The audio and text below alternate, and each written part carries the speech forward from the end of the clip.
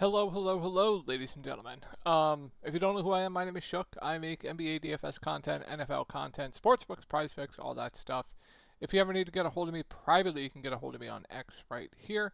And then all these videos, they get posted to this subreddit right here. I'll have it linked down below. You can ask me questions leading up to lock about the slate. I'll make updates about the slate. Anything you need, that'll be linked down below. So let's go over my lineup from tonight. Not going to be a good night tonight because Lauri Markkanen, look at my lineup. Obviously, I don't have Jokic, right? I don't have Jokic. I told everyone in Discord that you probably want to play Jokic and Sabonis, or Jokic being your optimal spend up. I thought on a back-to-back, he could have made for an interesting fade, so I did fade him. But yeah, I was debating a 2v2. I was debating Kyle Anderson and Zion Williamson, or Lauri Markkanen and Noah Clowney. And the Zion Kyle Anderson one is breaking the slate. Like, if I went that one, I'd be probably the favorite to take down, even without a Jokic in my lineup. Zion's nuking it, just unfortunate 2v2 pick there. And Lauri Markkanen getting hurt, not playing at all. So that was fun. But yeah, my core today was Dennis Schroeder. What else was core? Domantas Sabonis, Brendan Podziemski, and a Moses Moody. So the core was good, and then if you played Jokic with the core, you're just absolutely cruising. So unfortunate stuff there with the 2v2 swap, and Lauri Markkanen just not playing. Yeah, got hurt. So that's just fun. There's the Podziemski stat correction. So I took his over assists. On a sports book. So yeah, you got actually corrected down one. So that's unfortunate there. But yeah, looking great for sportsbook stuff. But yeah, as always, we'll just break down the slate. If you're looking for more in-depth content, I'll have my Discord link down below where I give you guys player pools, core plays, private videos, flag plants, and GPPs. Today, my flag plant was Kyle Anderson. I told everyone, Noah Clowney starting was a great value, but I liked Kyle Anderson as a pivot in GPPs.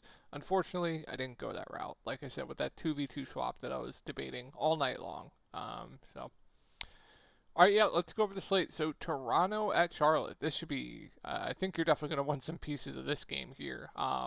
Quickly, doubtful. Scotty Barnes out. Kelly Olynyk out. Bruce Brown out. Should get starters here of R.J. Barrett, Jakob Poeltl, Grady Dick, Davion Mitchell, Ochai Agbaji. I think they're good amount to like here. R.J. Barrett, I really like it. 6.6K, great match for him. He's going to be the clear number one on offense. Played 30 minutes in this game back. Got into foul trouble as well. I would expect mid-30s minutes here in a great spot. R.J. Barrett looks phenomenal. Love RJ. Jakob Poeltl, I absolutely love at 6.3K. Great spot going up against Charlotte. He's playing all the minutes he can handle. He looks phenomenal. These secondary pieces are good plays. Grady Dick, Davion Mitchell, Ochai Agbaji, all really solid values plays. Grady Dick going to be the number 2 on offense. He has a huge ceiling, so play big minutes. He looks good. Davion is solid. Ochai Agbaji is solid. Chris Boucher at 3.8K is fine. Then they're going to dust off these disgusting, like a Mogbo, like a Sheed. Disgusting guys. But yeah, definitely going to want some pieces of Toronto tomorrow, in my opinion. I think Charlotte looks pretty good too. No Brandon Miller.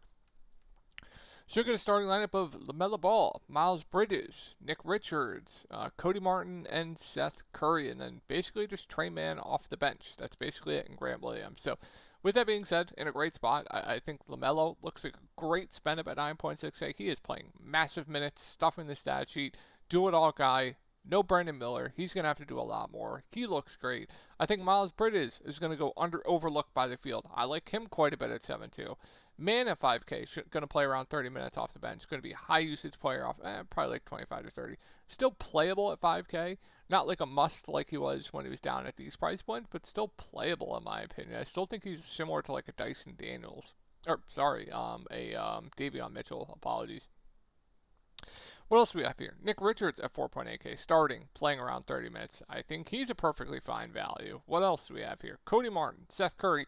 Seth Curry started last game, 3.9K. Should play around 30 minutes. We know he has a ceiling. He's a guy that can kind of stuff the stat sheet a little bit as well. I think he's a decent value. Cody Martin's playable. So, yeah, this game looks pretty good to me. And then we get into another game that looks pretty damn good to me. Atlanta, Washington, I believe we just saw this game happen. Two teams that don't play a ton of defense, two teams that should play fast. Dyson Daniels out. Bog out. DeAndre Hunter's questionable. Now, if we get DeAndre Hunter out, starters, my guess would be like Trey, Jalen Johnson, Clint Capella, Ristisher, and Garrison Matthews would be the starters, would be my guess here. So, let's go over assuming DeAndre Hunter's out. If that's the case, I mean, Garrison Matthews at 3.3K actually would be a decent value at that price point. And then what else here? I think, I keep forgetting how to say his name, but he would be a really good value.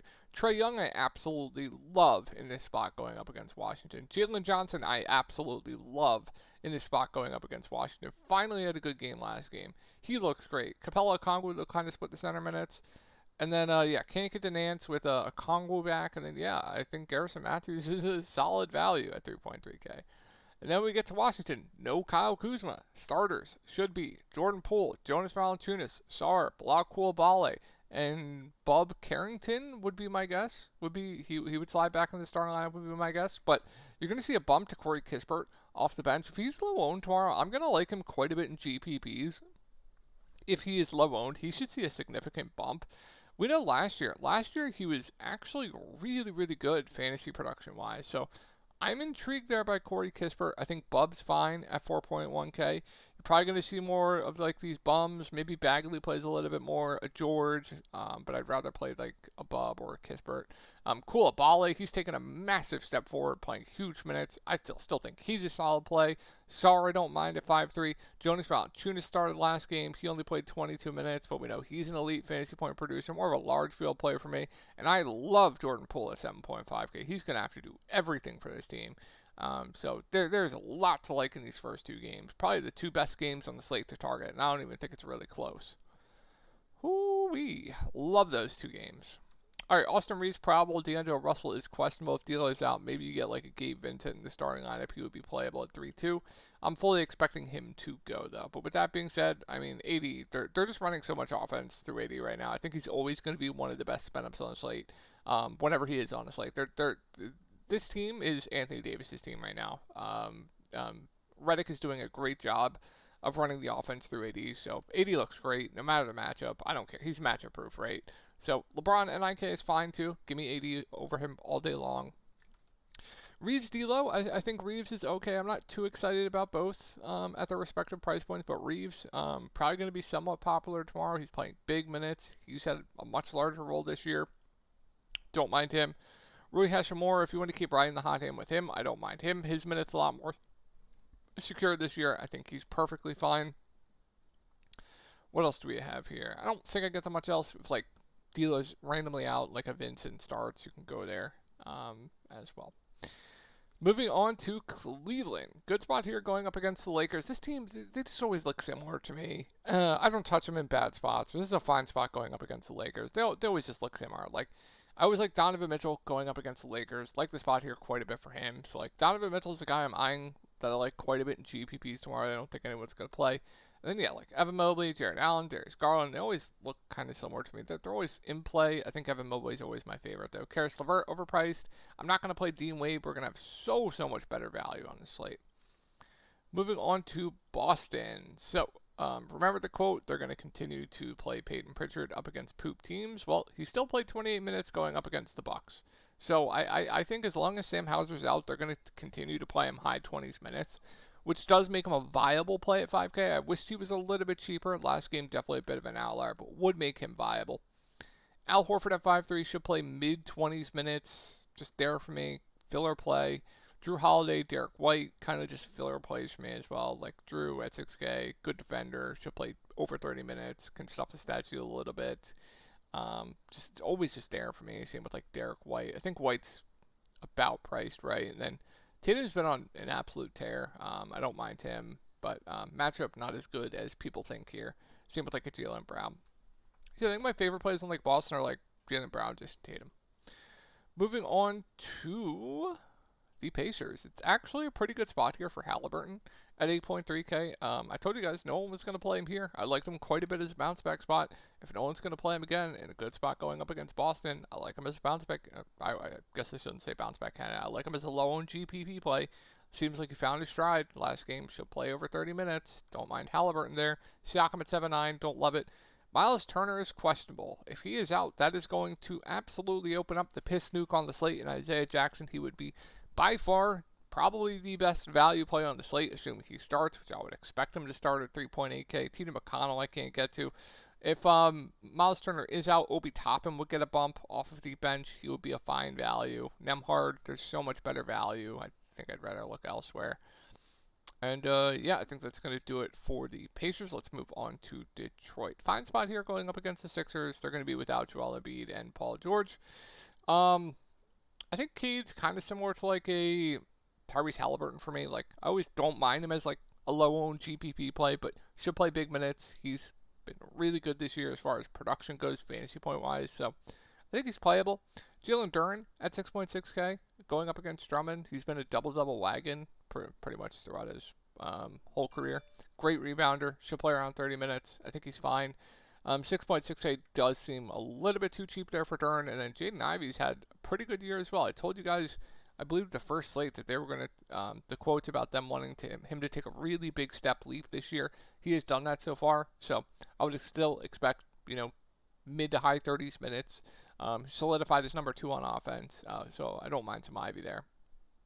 And I don't mind Tobias Harris. I actually think Tobias Harris is going to play tomorrow. He's just playing massive minutes right now, and he's another guy that can grab a bunch of rebounds. And he can score when he wants to. Revenge game, if you're into that. Massive revenge game in Philly, if you're into that stuff. Going to be a doozy. I kind of wish I bought tickets for that game. Tim Hardaway Jr. is playable. I think we'll have better value. And, yeah, I think that's going to do it for the Pistons. Moving on to the Sixers. Good spot here going up against Detroit. I love Tyrese Maxey at 9.2K. Just phenomenal stuff there up against the Pacers. Dropped 45, and he was having a bad first half too. Just crazy. Always loved Tyrese when he has the team to himself, just to use his monster. And then I still really like Andre Drummond at 7K. Like, if you ask me if I'd rather play, like, I don't know, Jalen Duren or Andre Drummond, just give me Andre Drummond all day long. Great rebounder. You're not going to do a ton on offense, but the minutes are there, right? So, like Drummond there. And I also like Kelly Oubre. I know he's been a bit underwhelming, but 6.4K, in these spots, when the Sixers are thin, he just plays massive minutes. And he's a guy that's going to chuck when he's out there. So, nice eligibility as well with shooting forward. So, yeah, like Kelly Oubre. I think Caleb Martin's just super safe. Another guy that's playing massive minutes. He can grab some rebounds. His role in this team is pretty good with no Joel Embiid, no Paul George. So, yeah, Caleb looks pretty good. I'd have him projected around like 28, 29 fantasy points. Pretty damn good at 5.1K. Maybe like 27. And then Kyle Lowry starting. I don't know if I can play Kyle Lowry. Eric Gordon will get some minutes off the bench, but I think we'll have, like I said, more better value opening up. Moving on to the Knicks. Josh Hart questionable if he's out. Would assume like a Miles McBride enter the starting lineup, and then you'll probably get more minutes for like Sims, Campaign off the bench. If that's the case, if Josh Hart's out, I think OD is pretty solid. Jalen Brunson at 8.6, kind of put him in that category of like, Tyrese Halliburton, Cade Cunningham. Does seem a little bit too cheap at 8.6 though. And then Cat, going up against Miami, not the best spot, but right at the 5, always great. Probably really good low-owned play tomorrow. So, always interesting Cat there. Mikal, I can't do. Josh Hart's fine at 6.1K if he plays, and then, like I said, if he's out, OG and Anunoby would be solid. Still playable if he's in, and then Miles McBride would be a pretty good value. Assuming he does move into the starting lineup, he would have to play massive minutes. We know Thibs loves to run the starters into the ground.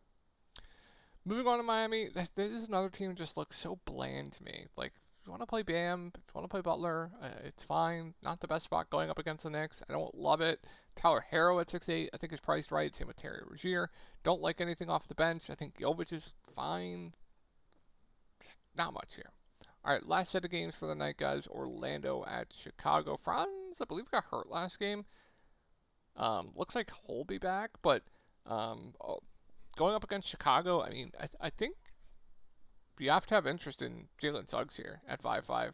Another guy that's really taken a leap up this year and playing more minutes than he did last year. And he's going to chuck when he's out there. Good defender. They kind of need him out there as well. He can rack up those steals. He's stuffing the stat sheet. So I, once again, really like Jalen Suggs at 5.5K.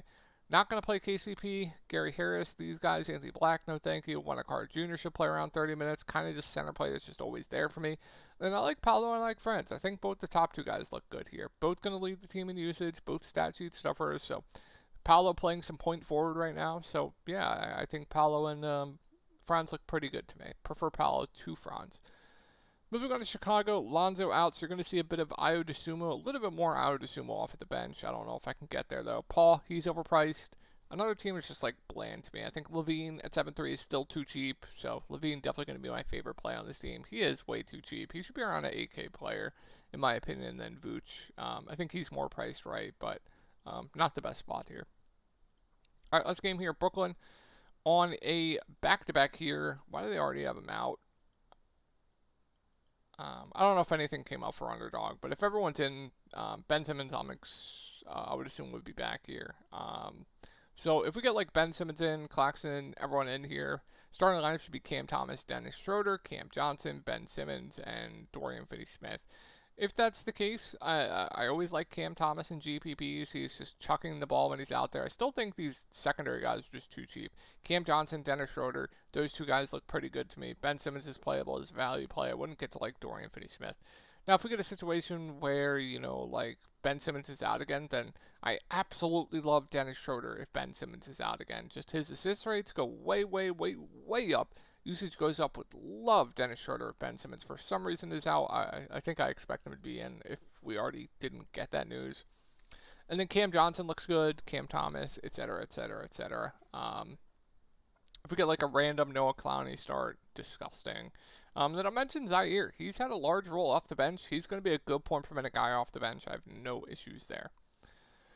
Moving on to Memphis, John Morant is questionable. We know what to do if he's out. Scottie Pippen Jr. would look great. Desmond Bane gets a massive bump. I would absolutely love him. I played him yesterday. Worked out in a huge way for me.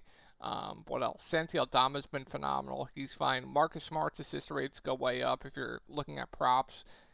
They might have his assist line pretty low. And then if we get like Eddie out, be interesting to see what they do with the starting lineup. Do they just go Jaren at the 5, or do they just start like a Jay Huff? Because Jay Huff could be a potential value at 4K that no one will play that would look phenomenal if for some reason he starts. So keep an eye on that. There could be a gem here at low ownership tomorrow if you play for Zach Edey out. So yeah, that's going to do it for the slate, guys. I hope you guys had a great night tonight, and I will always talk to y'all in the next video.